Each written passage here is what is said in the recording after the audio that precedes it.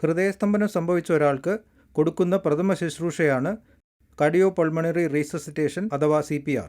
CPR ആരംഭിക്കുന്നതിന് മുൻപായി CPR നൽകുന്ന വ്യക്തി ആ പരിസരം അദ്ദേഹത്തിനും കുഴഞ്ഞു വീണയാൾക്കും വൈദ്യുതി, വെള്ളം, തീ, വിഷവാതകങ്ങൾ, മറ്റു അപകടങ്ങളിൽ നിന്നും സുരക്ഷിതമാണെന്ന് ഉറപ്പുവരുത്തണം. കുഴഞ്ഞു വീണയാൾ ഹൃദയസ്തംഭനം കൊണ്ടാണോ വീണതെന്ന് മനസ്സിലാക്കേണ്ടതുണ്ട്. അതിനായി വീണ് കിടക്കുന്നയാളുടെ തോളിൽ തട്ടി ഉച്ചത്തിൽ ചേട്ടാ, ചേച്ചി, അമ്മേ എന്ന് വിളിച്ച് ഉണർത്താൻ ശ്രമിക്കാം. ഒരു പ്രതികരണവും ഇല്ലാത്ത സാഹചര്യത്തിൽ സഹായത്തിന് മറ്റൊരാളെ വിളിച്ചു വരുത്തണം. പ്രഥമ ശുശ്രൂഷ തുടങ്ങിയ ശേഷം എത്രയും പെട്ടെന്ന് വ്യക്തിയെ ആശുപത്രിയിൽ എത്തിക്കാനും ഒരു വ്യക്തിക്ക് ഏറെ നേരം ഒറ്റയ്ക്ക് CPR നൽകാൻ ആവില്ല എന്ന കാരണത്താലും CPR നൽകാൻ ഒരു സഹായി ആവശ്യമാണ്. ഇതിനായി ആ പരിസരത്തുള്ള ഒരു വ്യക്തിയെ ഉച്ചത്തിൽ വിളിച്ച് വരുത്തുകയോ മൊബൈൽ ഫോൺ സ്പീക്കർ മോഡിലിട്ട് സമയം പാഴാക്കാതെ ആംബുലൻസ് നമ്പറായ 108 വിളിക്കുകയോ ആവാം. അതിനുശേഷം പൾസ് നോക്കാൻ പരിശീലനം കിട്ടിയ വ്യക്തിയാണ് രക്ഷാപ്രവർത്തകനെങ്കിൽ കുഴഞ്ഞു വീണ വ്യക്തിയുടെ കഴുത്തിലെ കരോട്ടിഡ് ധമനിയിലെ പൾസ് സ്പർശിച്ച് പരിശോധിക്കുകയും ശ്വാസം എടുക്കുന്നുണ്ടോ എന്നറിയാൻ നെഞ്ച് പൊങ്ങിത്താഴുന്നുണ്ടോ എന്ന് നിരീക്ഷിക്കുകയും ചെയ്യുക.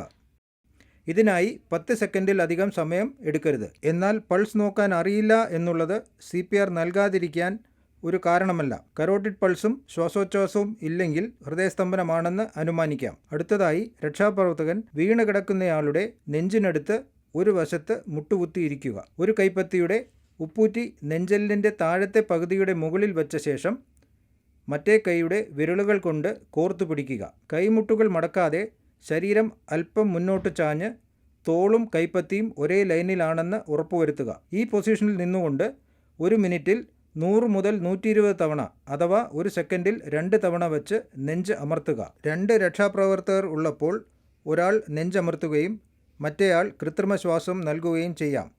ആംബുലൻസിൽ ആരോഗ്യ പ്രവർത്തകർ എത്തുന്നതുവരെയോ വ്യക്തിക്ക് ബോധം തെളിയുന്നതുവരെയോ ഈ പ്രക്രിയ, അതായത് 30 പ്രാവശ്യം നെഞ്ചമർത്തിയ ശേഷം 2 കൃത്രിമ ശ്വാസം കൊടുക്കുന്നത് തുടരണം. ഓരോ തവണ അമർത്തുമ്പോൾ നെഞ്ച് 5 സെൻറ്റിമീറ്റർ അഥവാ 2 ഇഞ്ച് താഴേണ്ടതും കൈകൾ ഉയർത്തുമ്പോൾ നെഞ്ച് പൂർണ്ണമായും പൂർവ്വസ്ഥിതിയിൽ എത്തേണ്ടതുമാണ്. ഓരോ 30 തവണ നെഞ്ച് അമർത്തിയ ശേഷം 2 കൃത്രിമ ശ്വാസം നൽകണം. ഇതിനായി രക്ഷാപ്രവർത്തകൻ വീണ് കിടക്കുന്നയാളുടെ നെറ്റിയിൽ ഒരു കൈയും മറ്റേ കൈ കീഴ്ത്താടിയിലും വെച്ച് തല പിന്നോട്ടാക്കുക. നെറ്റിയുടെ കൈയിലെ ചൂണ്ടുവിരലും തള്ളവിരലും ഉപയോഗിച്ച് മൂക്കടച്ചു പിടിക്കുക.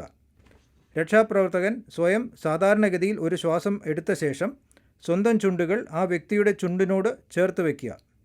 1 സെക്കൻഡിൽ 1 തവണ എന്ന തോതിൽ 2 പ്രാവശ്യം വായിലോട്ട് സാവധാനം ശ്വാസം നൽകുക.